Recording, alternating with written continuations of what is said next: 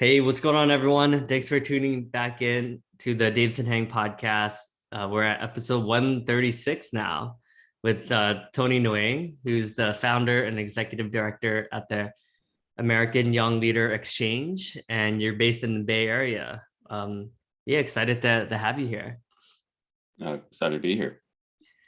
Yeah, so I love your mission. You said it's to empower American high schoolers to become transformational leaders through a semester-long one-for-one domestic exchange student and scholarship program.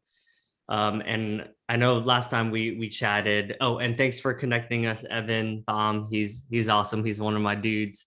And then ironically, I just met someone who knows Evan through like Greek life, Lambda Phi Epsilon. I don't know if you're familiar with that, but we were both my mentee who was paired up with me from the Society of Asians in Sales and Customer Success, like knows Evan as well. But yeah, it's just a small world how you meet people and like you have mutual connections.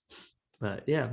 Huh. Yeah. There's eventually you're gonna run into an overlap. You're like, oh, that's amazing, and you're like, yeah, where it's something I constantly think about.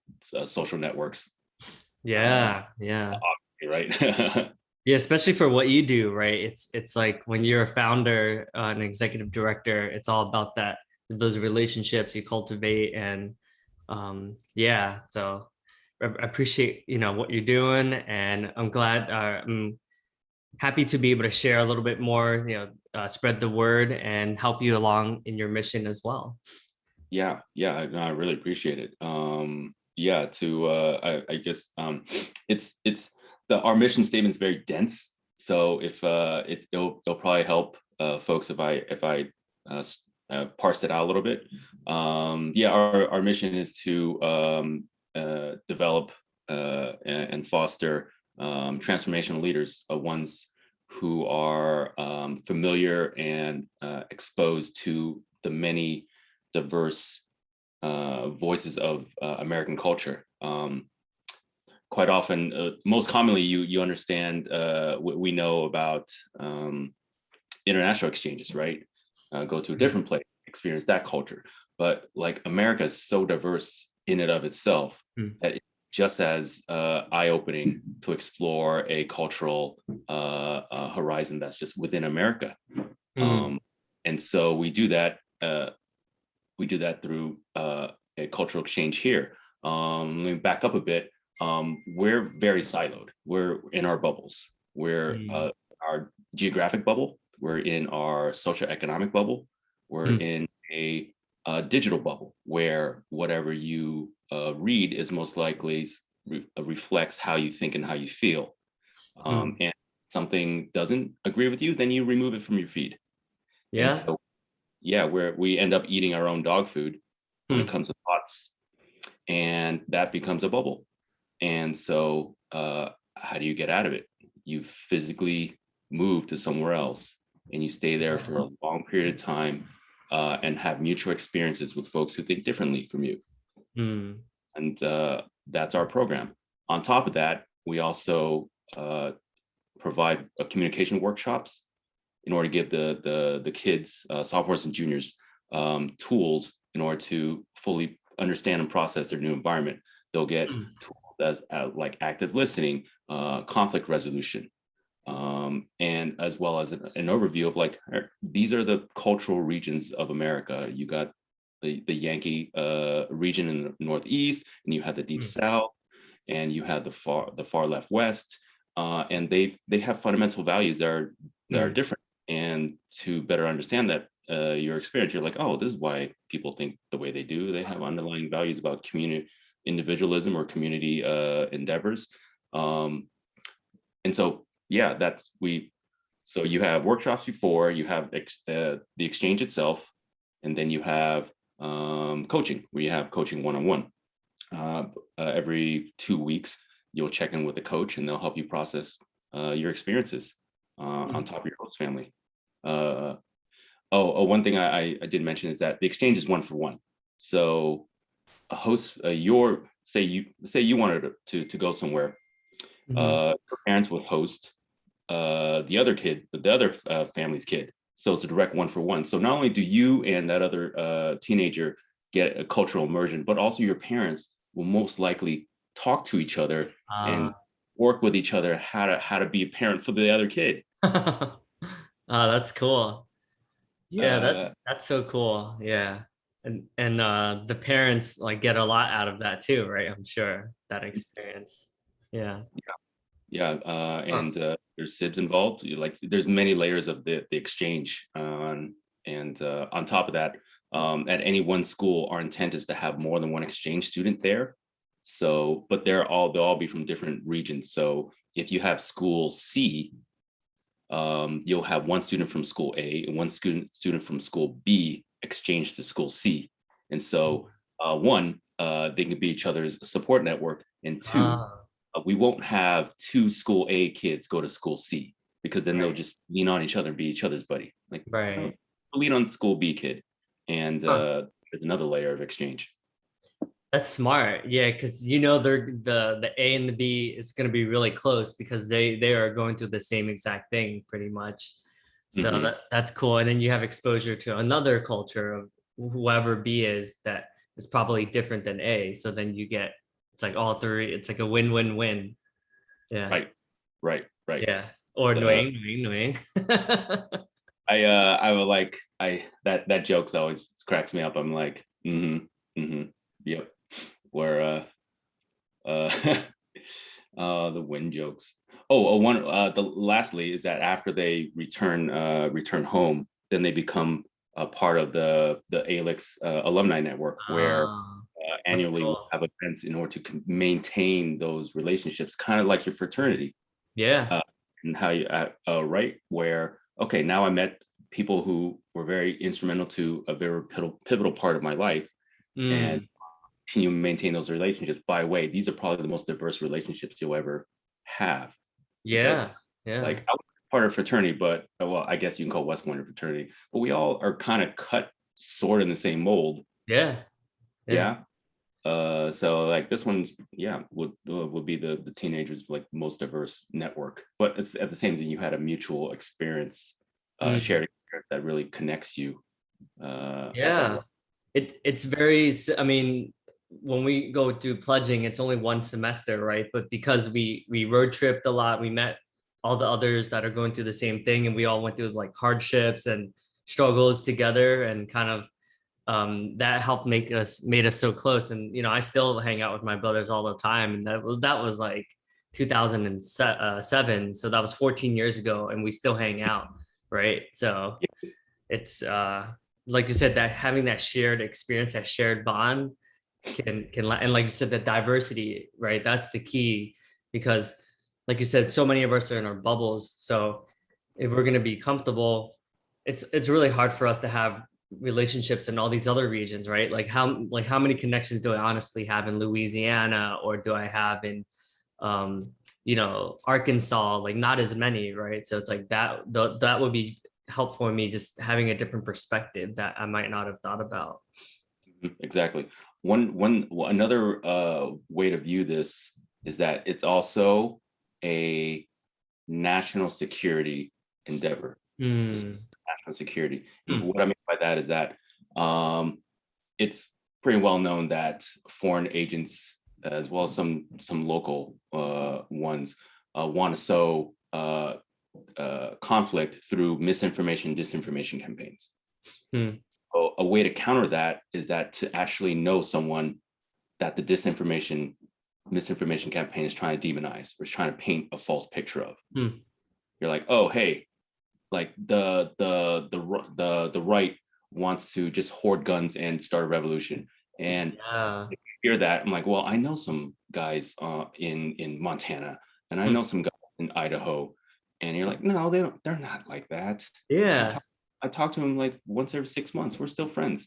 Yeah. No, or like when they hear like, oh yeah, the left wants to be all communists and take over everything in your life. I'm like, they'll ask me like, well, Tony's not like that. Mm. So yeah, and so like that just keeps our Discord a little more civil and Mm. the reality. I love that. Yeah, you're completely right. Like I have a lot of friends that I mean I think the most eye-opening experiences was when I talked to someone that has a completely different background, right? Like there's a guy I know that is from Alabama, right? But he has like the biggest heart, right? He's so different than what you would typically think of like someone from Alabama, right? And then yeah, it's all these experiences that really help shape us to be more open-minded and actually try to and want to listen to another perspective that's different than ours. Hmm. That's powerful. I love how Yeah. you said it's a national. Yeah, it reaches it's so big. Do you have like a vision of like eventually how many people you would want to go through? Like, or it's just thousands of students one day? Like, have you thought about that yet? Yeah, that's my vision. So there's a program called the Erasmus program in the EU. Mhm. They sort of do something similar to this, where they take college students and they swap colleges for a semester, and they partly fund it. It's estimated that about 5% of middle-aged college graduates went through the Erasmus program. Oh wow. The EU has dedicated $1 billion a year to this Hmm. program, and so Wow. they see the value in mixing up points of views and a culture exchange. Um, and so like that's a government program. Um, that is an option. That'd be great if the U.S. government could see this as a worthy endeavor to continue to fund, because the State Department actually funds international exchanges.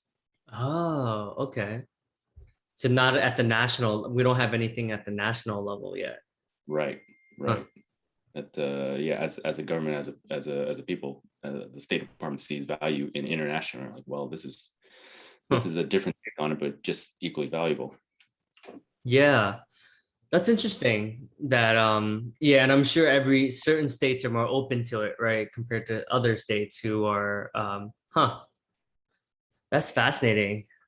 Yeah, I think anytime the government like I think that's the cool thing about Europe, right? I do feel like I work for a company that's based in Berlin. We're going to Berlin on Saturday, and Hmm. they do seem to be much more open to all these different like in Berlin, like my company, I think there's like 40 different like there's it's only a company of 300 and there's like 40 different countries that folks have come in and like and so I love it because every day I'm learning something new about all these other countries I would normally have no exposure to, right? So Hmm. yeah, it's eye-opening for me. Like even I've only been here since April, and since then I've learned so much more about European countries prior than my 33 years before that. It's crazy to think. And even this past weekend, I went to New Hampshire, and it was my first time in New Hampshire, and that was such a like for me it was really cool just to learn about the cultures there and seeing paintings about the scenery and nature and the mountains and stuff like that. So you can tell that that's like a really big part of their culture, right? A lot more nature activities compared to when I was living in Manhattan, obviously. So Yeah. Did you do you see a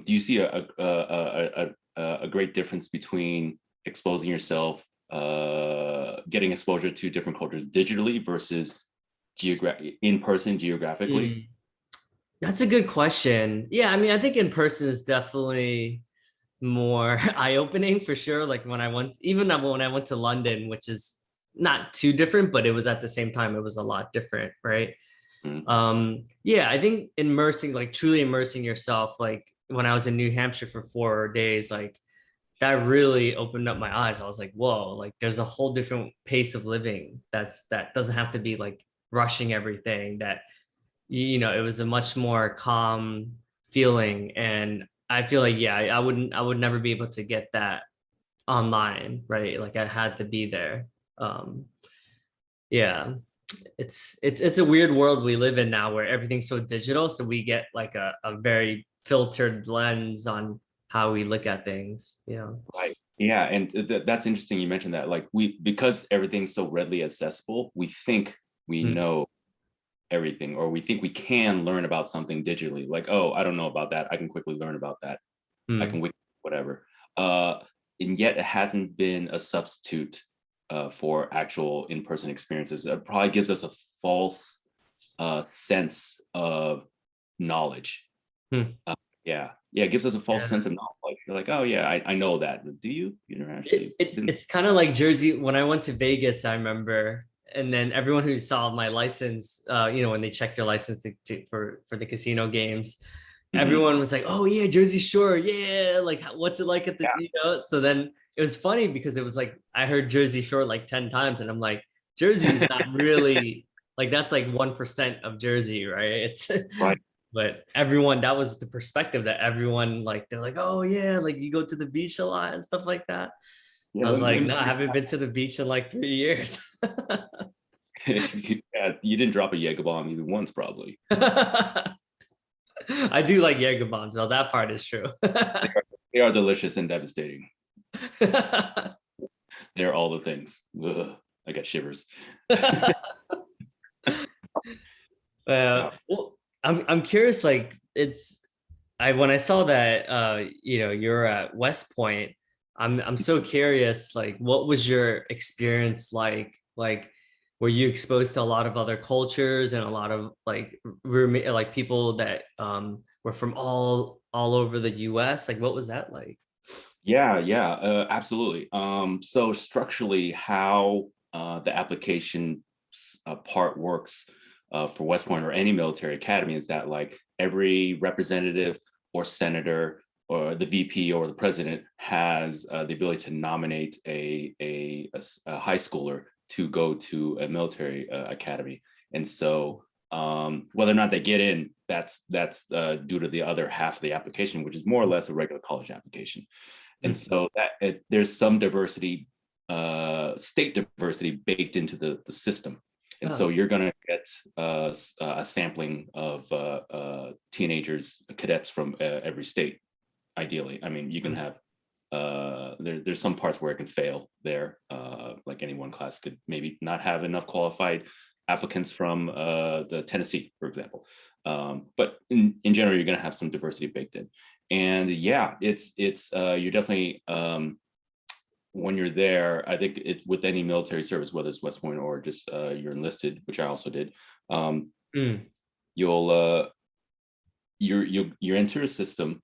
You have a mutual experience. You're taught like, hey, here's some shared values you should have, and here's some activities that you should do to you should do quote together in order to bond and better yourself. And through those, you realize like, hey, I'm not that different from this person. Well, I am different, but we're still fundamentally the same because we're both here doing something together and constructive. Mm. So you definitely build bonds, and you figure out how to work with each other. I thought about this maybe just a week ago, where a lot of folks call for national service, and I think the last time we really had one was like either Vietnam or going farther back, World War II, where you had everyone, not everyone, but a large portion of America, mostly the boys then, pull together, do national service, and then you have diversity baked into that, exposure to different cultures. And so like we don't have the draft anymore, and we don't have a world war in order to do that. So like, all right, how do you get that? How do you get that exposure? And so like I see ALYX as like, oh, here's another way to expose kids to different places and different cultures. So like my West Point experience has definitely fueled my drive to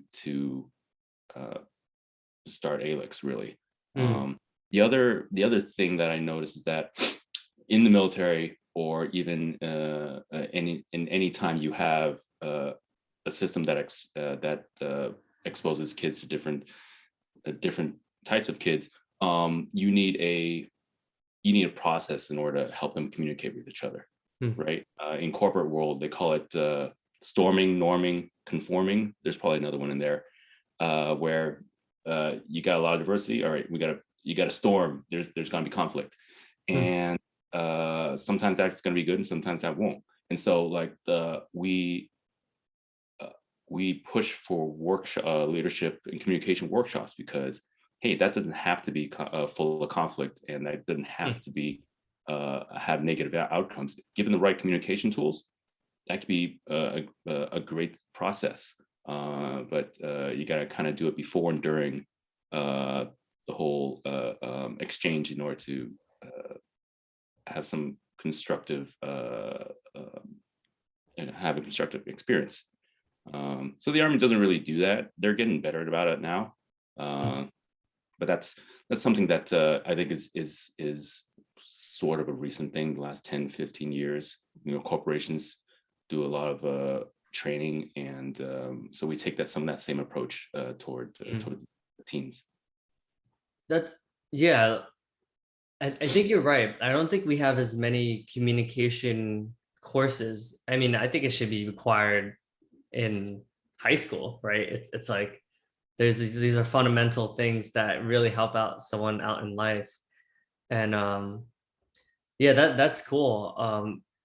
So it sounded like you were exposed to so many folks from like all these different states and different regions and stuff like that. What was like one of some of the biggest like knowledge, something that you learned that really changed your perspective on things that, you know, prior to going into the military that you didn't know? Oh, that's reaching back. That was like 2 decades of 2+ decades. It's the I grew up in California, and you know, child of Vietnamese refugees, and we one of our underlying values is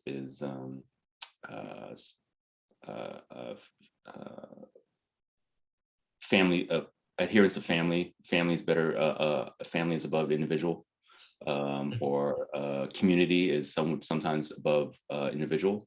And going to West Point and meeting other folks, realize like, you know what, maybe that's not the underlining. Let me back up. Even a better story.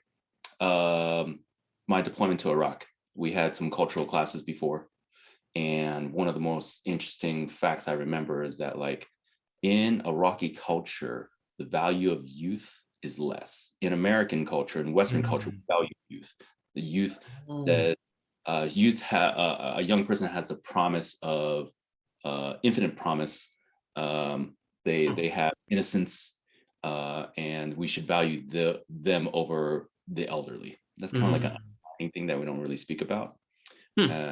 And in Iraqi culture, it's the opposite. The old person has more value because they have accumulated experiences and wisdom. So if given a choice, you're like, well, we lean toward the old person, and we give more value to their life, and the young person can be replaced more easily because they haven't lived enough life to matter as. That's like kind of a dark way to approach it, but that's like kind of an underlying assumption. Yeah, that's so true. You're right. US does value.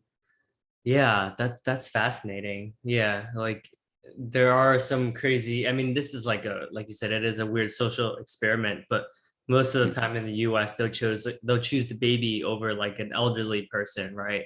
That, you know, like an extreme example would be like someone who's 80 versus someone who's a newborn. Most people would choose the newborn over the 80-year-old, right? Yeah, and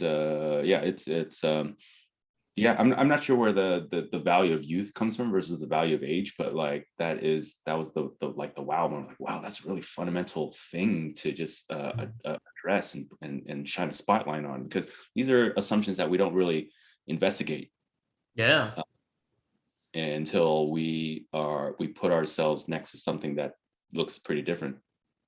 Yeah. Wow, that's interesting. And I'm sure there were a lot of experiences like when you were overseas, you've experienced a lot of your worldview shifted in a lot of different ways, right? Oh yeah, yeah, absolutely. There's like when I was in Iraq in 07, 08, there was basically a civil war. Um, Mm, and the value of life is different there. mm, And not because they intentionally, I don't think they intentionally care less about life. It's just it's a lot more fragile. mm. And my hypothesis is that it's you value life a little less because it's fragile and you don't want to be too attached to it. Mm. Um, Interesting. that's totally my hypothesis. I didn't read that anywhere, but that's yeah, yeah. And so it makes me want to demonize that approach a little less. Like, oh, you're monsters because you care about life less than I do. Like, Hmm. I mean, you have a lot more dying in your life. Yeah, So that's so interesting. I think you're right. Like even in the US, like we value life almost too much in a way where everyone thinks about death like all the time. Like it's the one thing that, I mean, besides public speaking, everyone's the most afraid of, right? And it's like if we kind of just accepted that, like, hey, we're all gonna die eventually, maybe we wouldn't stop thinking about death and being afraid of death so much and just live our lives in a way, you know? yeah, yeah, and I like even the perception of the value of life or the is a little different depending where you are in America. Some places lean more into like, oh, we value life, that everyone should have a fair chance at it, or we try our best to save lives regardless. And Mhm. some places um, they lean more into like a survival of the fittest, Darwinism, to include Yeah. humans. And there's no right or wrong per se. It's just like that's our underlying assumptions that come out when you get to know folks. Mm. That's interesting. Like, what's an area of the US that you think that's more Darwinism? Yeah. I think a lot of the Midwest, a little bit of the Deep South, um, play places that I think this is just me talking now. Places that equate um, capitalism to Darwinism. I think they're very linked concepts. Hmm. Um, but that's painting a very broad picture. Like you have pockets of Right. Yeah. here, like those, and I'm glad you brought that up because part of one of the 5 criteria we use to match families up is your cultural region, and we're inspired. ALYX was inspired by the book called American Nations by Colin Woodward, where he identified 11 sub-American nations of North America, Mm. and explains like where did your collective values come from. Um, Yeah. like Appalachians, folks in Appalachians, for example, a lot of those folks came from Scotland Highlands, and so they took a lot of their culture with them. Um, versus New England, which like has a Puritan upbringing, and so that hasn't changed. So like your cultural regions is one factor we use to mix up the kids, the teens. The other one is your socioeconomic background, your religion, your Mm. ethnicity, and your community type: urban, rural, suburban, farm. Mm. Need to change some of those criteria when you exchange, not all of them. All of them is like a big cultural shock for Yeah, that any. might be too much for That that's a a tough lot. one. Yeah. Um, Working with other exchange folks from other programs, we're going to go with their learning is that you probably want to change about 2, max 3 of those factors, but not all 5. Yeah. I Yeah, could see that because it'd be so much of a shock that they might want to come back earlier. Like they might not want to stick out the whole semester. hmm yeah, Yeah. yep, Yeah. precise. And you're like, that's not the intent at all. Exposure, but not total cultural shock where you can't even function because you're just totally like, in a foreign land. Yeah, with Yeah. that's too much. I think there's a certain breed of folks. I definitely noticed like anyone that has done any exchange program. There, I Mhm. mean, I wonder if it's like nurture versus nature, but I do know some folks that like every year they move to somewhere else, right? And they're totally cool with it. Like they're just, that they're just very adaptive. And then I know folks like, you know, my wife, for instance, like she would never want to like move that many times. Like that would be exhausting for her, right? Mm. So I Yeah, think some people like really love it and they invite that. And then some folks, maybe every like 4 or 5 years, right? But not every year. yeah, yeah. Our ALYX is fun. One of our principles is curiosity, um, where we look for host families and students. We're part of the same family.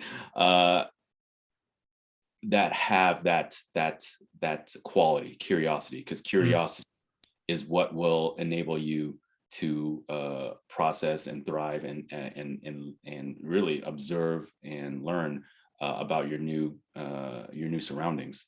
And mm. so the the number one thing we look for beyond grades, beyond recommendations, it is that quality that we look for. Whether or not we can foster it, that's a tough one. But in our application process, in the interview process, that's what we look for. Mm. Uh, are you curious? If you're curious, then you can open up your own doors. Yeah, I think even curiosity is a skill that some of us lose when we graduate from college or when we get into the professional workforce, right? Mm. I feel like as child, as children, we're so used to exploring, and then after enough like hand slaps and after like enough sit down, like stop moving around so much, like you kind of feel like, yeah, it's interesting, right? It's like I get it. They're trying to get our parents are trying to get us to survive and not die, right? But after Mhm. a while, you kind of we get complacent and yeah, I think sometimes we lose a sense of curiosity the older we get. That's really interesting. Yeah, like curiosity. I think uh, babies, children have a baseline level of curiosity that is much higher than what you end up with as an adult. And yeah, you're right. Your parents, society, your community could punish or warn against certain types of curiosity, and that has Yeah. an effect on your level and your type of curiosity. And because you're taught to fear certain things, right? Mm, Well, you can be curious about that, or maybe you shouldn't be curious about that because hey, that could hurt you. Like stick your hand yeah. on it, right? I'm curious about stoves. Well, no, that's going to burn you, so you shouldn't do it. That's legit. Yeah. That mentality could expand into other types of curiosity. That's yeah, could be detrimental. So like, I don't know if you can refoster curiosity after in an adult or in a teen. Not sure. Um, but that's really interesting. Hmm. Yeah, that's a tough one. It's like I think part of me thinks it's like innate, like you're born and maybe you're just curious. And then I also think like depends on who you surround yourself with as well, right? If you surround yourself with a lot of people who are just generally curious people all the time are always traveling or always exploring different regions or trying different new activities, then I think it's natural for you to be like, oh, wonder why they keep going to, you know, travel to this state or whatever. Um, but yeah, but I do think humans in general, like naturally, are more naturally curious, right? And then, like I said, society sometimes jades us, and then we get to a point where it's like, oh, well, we want to fit in, right? We don't want to stick out, like we don't want to stand out too much. Mhm. Yeah, yeah. Acculturation is a survival mechanism. You're like, okay, I stick out too much. Does that mean that like I'm in danger? Maybe. Uh, so yeah, we will want to acculturate a little bit. Um, that I that reminds me of A great question. I got to listen to Colin Woodward, the author of American Nations, get interviewed about a week and a half ago, and someone posed a great question. They're like, okay, these 11 nations, they haven't really changed since they were developed, even though we've had a lot of internal movement of people, Hmm. right? You bring your values to the new place you move to, and you're like, wait, how come they didn't kind of just get evened out and homogenized a bit? And his theory was that when you move to a new place, you you acculturate to it, Mm. to its systems, rather than you change it to reflect yours. Uh, Uh, and so that's why these regions are still, geography matters, um, and you're yeah. likely to change rather than you change the place you move to. Yeah, that's interesting. I definitely noticed that. Like as someone who at one point I was like, I would never work in New York City. And then Mm-hmm. when I moved to New York City, I found myself really like changing to become like a more typical New Yorker. But then I Mm-hmm. noticed like it was exhausting, right? Like I noticed because I had to like really change who I am. So then as soon as I kind of like move away from New York, like I'm back to just being myself, right? But it's I think humans are always adapting, we're always changing, and it's a curse and a blessing, right, at the same time, because rejection's like one of the worst things as a human being. Like we're all innately hate rejection. Mm-hmm. Yeah, that's really interesting. You mentioned like you moved to New York, you changed your behavior, you changed some of your perspectives in life, but you didn't. It sounds like you didn't really feel completely at home in New York.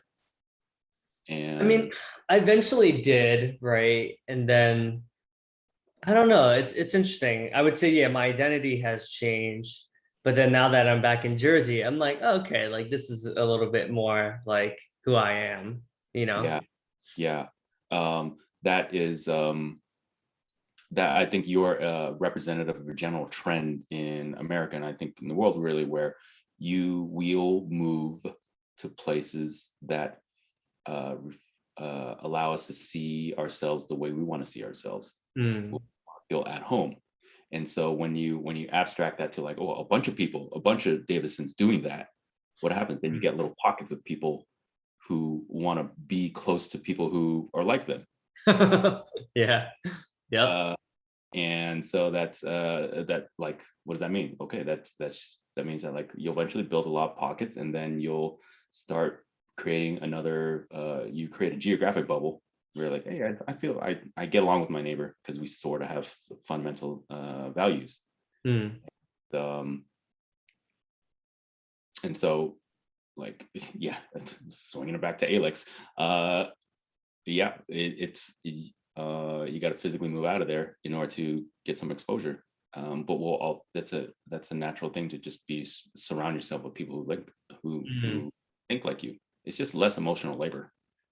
Yeah, I mean, I definitely noticed that. At one point, I was like, "Whoa!" I made my life so I only hang out with Asians, and it was like, and then I didn't know that until one of my coworkers, the guy I saw this weekend, he always makes fun of me. He's like, he's like, "Hey, like, I'm surprised you're hanging out with me because I'm not Yeah. Asian," and I'm like, "No, no, no, it's not like that." And he's like, so yeah, I think it, like you said, it can be less emotionally like draining, but it's also like it's like comfort zone, right? And then I'm not growing because of that, because if I'm only surrounding myself with Asians, then like I only know this worldview, I only know this perspective. It's hard for me to really get into the world of other people's perspectives, right?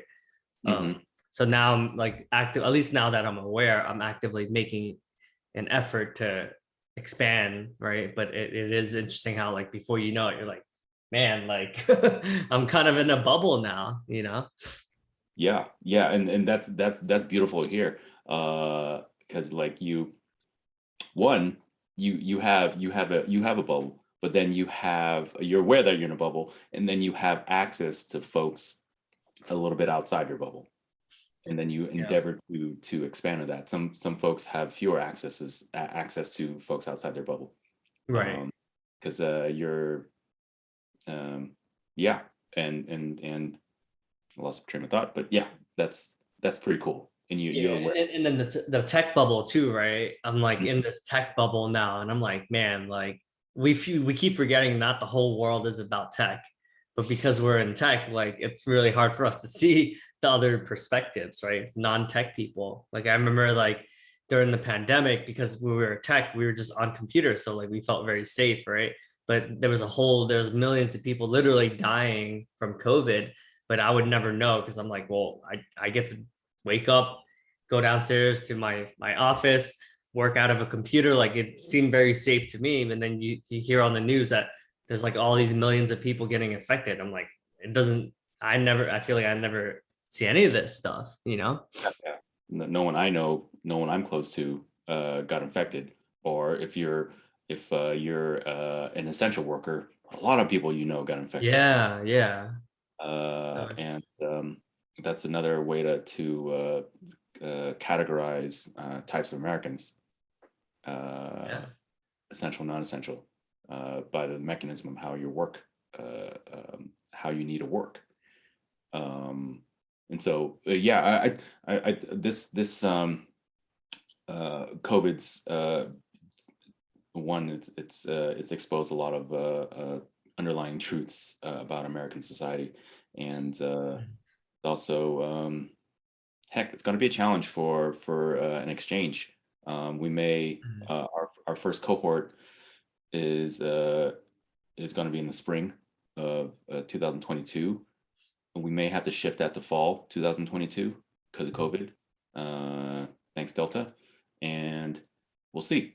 It may have to be a little more modest, the size of the cohort, Mm. but Yeah. heck, it needs to happen one way or another. Yeah.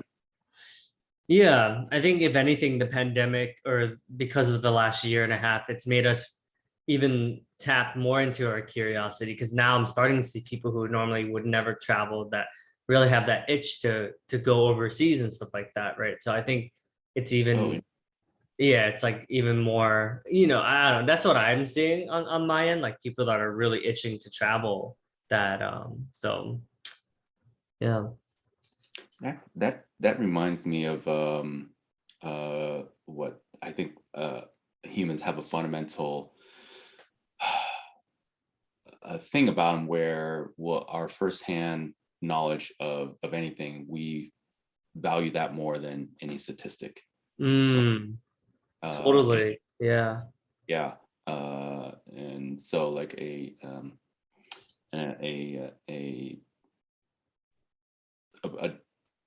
a direct knowledge of firsthand knowledge of anyone experiencing all the need to travel, for example, you're like, yeah. So I when we think that, you're like, oh yeah, that's part of a bigger trend, right? And I'm like, it's a sampling error. Mm. Uh, Yeah, that's a good point. Yeah. it's a sampling error, and so like, well, how do you defeat sampling errors? Well, systematically, either you look at overarching trends that someone else studied, or you just have more. You're able to get more samples. Mhm. Um, samples. Um, Yeah. Yeah. I think we're inherently biased. It's almost impossible for us to be 100% unbiased, right? It's like humans to be biased in a way. yeah, it's more real to us if our friend, our close friend, got COVID versus like someone I don't know, statistic, Right. got COVID. Um, yeah, and that's just, I don't. It's not necessarily good or bad. It's just I think that's the way it is. Um, there's there's a there's some interesting studies about othering, where um, we have a sense of who we are. Let me back up. So the study looked at how you can treat another person in a different jersey. Hmm. I think Uh, it was soccer players, soccer teams, where they would walk up to a group of Team A fans wearing a Team A jersey, and they would get treated one way, and they go up hmm. based almost the same crew with a different jersey, Hmm. and they're treated totally different, even though everything else is the same person, just Yeah, different. it's And you're crazy. like, hey, how did that happen? Oh yeah, you just assume whether or not you're part of the clan or not, Mhm. and everything else being the same. And I forgot the other findings of it, but like othering is a thing. Um, yeah, we look for similar connections in relationships, and like Mm. what what's fundamental about ALYX is that like it's intent. One of its intents is to point out that like, hey, we're all fundamentally American. Mm. Things different, but we're still fundamentally American, and that's more important than our differences. Hmm. Yeah, well, that's a beautiful thing, and I appreciate you doing this and your vision, and yeah, looking forward to. And how can folks reach you? I'll link to your website and your Mhm. LinkedIn. Is there? Are you looking for? We're looking to be connected with anyone in particular? Yeah, so our yeah, so yeah, the site is ALYX.org, AYLX. And also the Instagram, the underscore ALYX. And our intent is to reach qualified students who are curious through youth programs, JRTC or church groups or after school programs. Anyone who has an adult who can look a teenager in the eye and said, "Hey, I see something special in you. You have a curiosity. I think this program would be good for you." That's our mechanism to reach the teenagers. So if anyone knows of a youth group or any group, really, just to abstract it, but any group that has firsthand who works firsthand with teenagers, please reach out, and we'd love to talk and see if you think is a curious and qualified student who should apply along with their family, of course. Mm. Okay, cool.